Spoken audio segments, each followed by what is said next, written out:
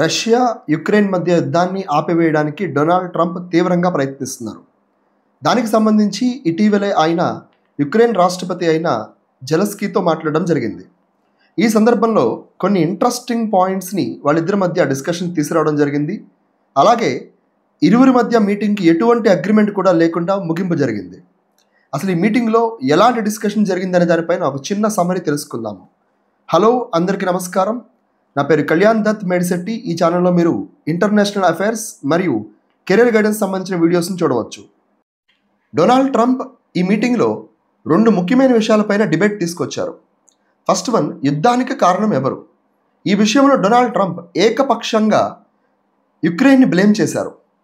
అలాగే ఇక్కడ యుక్రెయిన్ రష్యాతో మాత్రమే యుద్ధం చేయట్లేదని, యావత్ ప్రపంచానికి 3వ ప్రపంచ యుద్ధాన్ని తీసుకొచ్చే రకంగా యుక్రెయిన్ ప్రవర్తిస్తుందని ఆయన యుక్రెయిన్ని ఏకపక్షంగా విమర్శించారు. అలాగే మరొకటి, యుక్రెయిన్కి సహాయం చేస్తున్న అమెరికాను తగినంత గౌరవంగా యుక్రెయిన్ చూడడం లేదని, ముఖ్యంగా ఆ గ్రాటిట్యూడ్ ఏదైతే కృతజ్ఞతాభావం ఉంటుందో అది యుక్రెయిన్ చూపించడం లేదు అని చెప్పి ఆయన స్పష్టం చేశారు.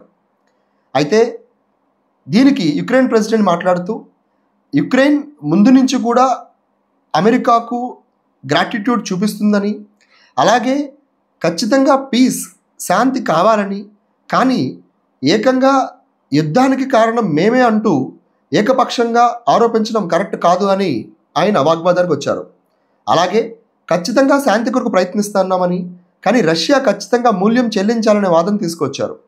అయితే దీనికి డొనాల్డ్ ట్రంప్ మళ్ళీ కూడా ఇది ఎట్టి పరిస్థితుల్లో కరెక్ట్ కాదని, వీరిద్దరి మధ్య యుద్ధం 2 దేశాల యుద్ధంలో కాకుండా ప్రపంచ యుద్ధంలో మారే అవకాశం ఉంది కాబట్టి శాంతి ఖచ్చితంగా తీసుకురావాలని డిమాండ్ తీసుకువచ్చారు.